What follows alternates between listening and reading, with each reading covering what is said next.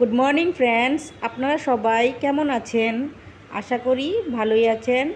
তো সকাল বাজে এখন 9টা। তো 9টার থেকেই আমার ব্লগটা আজকে শুরু করলাম। সকালে ব্রেকফাস্টটা করা হয়ে গেছে, কিন্তু ব্রেকফাস্টটা আমি বানাইনি, আমার বোন বানিয়েছে। কারণ সকাল থেকে আমার শরীরটা খুবই খারাপ, তার জন্যে আর আজকের কাজকর্ম হয়তো করতে পারবো না। তা আমার বোনই সব কিছু করবে, রান্না বাড়া যা আছে, যা কাজকর্ম সব কিছু করবে সে। আজ আমাদের দুপুরের মেনু হবে কদু আর আলু দিয়ে ট্যাংরা মাছের ঝোল, আর হবে পাট শাক ভাজি, আরও হবে পটল আলুর ভাজি। তো সবজিটা কেটে নিচ্ছে, আলু আর কদু। তো পেঁয়াজটাও কেটে নিচ্ছে, কেটে কুটে নিয়ে তারপরে সে রান্নাঘরে যাবে। এদিকে ভাজি করার জন্যে পটল আলুও কেটে নিয়েছে, কেটে নিয়ে তারপর নুন হলুদ দিয়ে মেখে রেখেছে। মেখে রাখলে একটু নরম হয়, ভালো লাগে খেতে। তো কড়াই বসিয়ে দিয়ে ওখানে একটু সাদা তেল দিয়ে পটলগুলা দিয়ে দিচ্ছে।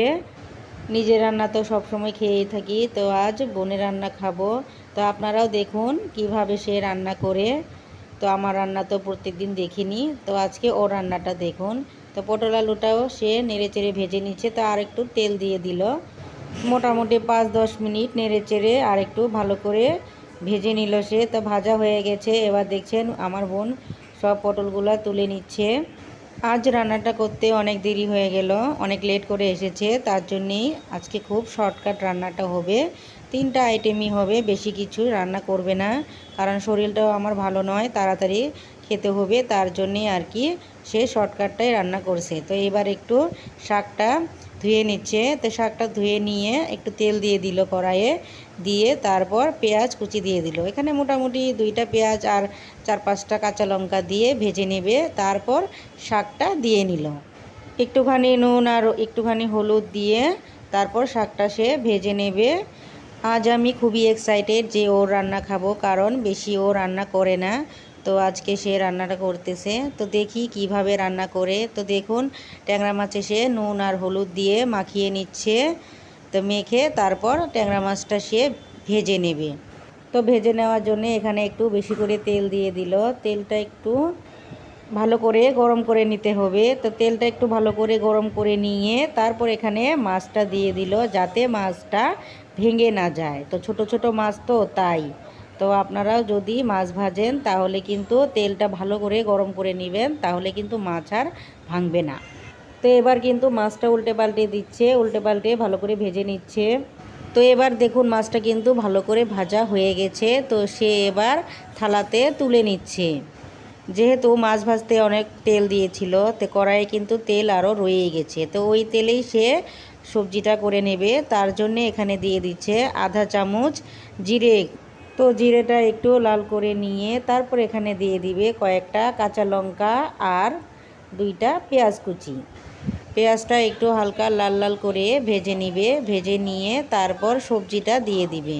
তো দেখুন লাল লাল করা ভাজা কিন্তু হয়ে গেছে। তো সবজিটাও সে দিয়ে দিল, দিয়ে একটু নেড়ে চেড়ে নিচ্ছে। ট্যাংরা মাছের সবজিটা কিন্তু খেতে বেশ হয়েছিল, যখন সে বানিয়েছে খেয়ে দেখেছি, খুব টেস্টি এবং খুব ইয়ামি। প্রথমবার রান্না হিসাবে সে কিন্তু ভালোই রান্না করেছে। তো এখানে দিয়ে দিল সে স্বাদ মতো লবণ, আর দিয়ে দিল 1 চামচ হলুদ গুঁড়ো। এবার কিন্তু এখানে বাকি রইল দেওয়ার গুঁড়ো মশলা।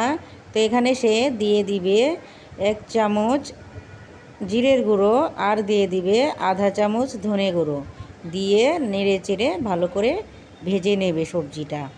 তো ধনে গুঁড়োটা দিয়ে দিল, দিয়ে কিন্তু এখানে আরেকটা জিনিস দিতে হবে, সেটা হইল কাশ্মীরি লঙ্কা গুঁড়ো। তো সে 1 চামচ কাশ্মীরি লঙ্কা গুঁড়োটাও দিয়ে দিল, এতে কালারটা খুব সুন্দর আসে। আমি বলেছিলাম যে সবজিতে কাশ্মীরি লঙ্কা গুঁড়োটা দিতে। মোটামুটি কিন্তু সবজিটা ভাজা হয়ে গেছে। তো এবার সে দিয়ে দিবে জল। ঝোলটা একটু পাতলা হবে, তার জন্যে সে 2 গ্লাস জল দিয়ে দিল। তো দিয়ে একটু এখন মাছটাও দিয়ে দিবে। মাছটা দিয়ে তারপরে সে ঢেকে দিবে। ঢেকে দিলে কদু আলুটা ভালো করে সেদ্ধটা হয়ে যাবে। মোটামুটি 15 থেকে 16 মিনিট সেদ্ধ করার পর দেখুন সবজিটা এবার কত সুন্দর ফুটছে, আর দেখুন কালারটা কত সুন্দর এসেছে। তো যাই হোক রান্নাটা এবার কিন্তু হয়েই গেল। তো এবার দেখুন সবজি, শাক, পটল আলু ভাজি কত সুন্দর দেখতে হয়েছে। তো এবার লাঞ্চটা কিন্তু করাই যায়। প্রথম যে সবজিটা দেখছেন সেই সবজিটা কিন্তু আমার জন্য, কারণ আমার শরীরটা খারাপ, তার জন্য একদম মশলা কম দিয়ে আমার জন্য বানিয়েছে। তাহলে এবার কিন্তু লাঞ্চটা করে নিচ্ছি। ফ্রেন্ডস, যারা আমার চ্যানেলে নতুন এসেছেন তারা কিন্তু অবশ্যই আমার চ্যানেলটি সাবস্ক্রাইব করে নেবেন, আর যারা ফেসবুক পেজ থেকে দেখছেন তারা কিন্তু অবশ্যই আমার পেজটি ফলো করে দিবেন। তো ফিরে আসছি আরেকটা নতুন রেসিপি নিয়ে এবং নতুন ব্লগ নিয়ে। আর একটু অনুরোধ রইল আমার চ্যানেলটি লাইক, শেয়ার এবং কমেন্ট করে দিতে। তো ভালো থাকুন, সুস্থ থাকুন। আজকের মতো বিদায় নিচ্ছি, টাটা।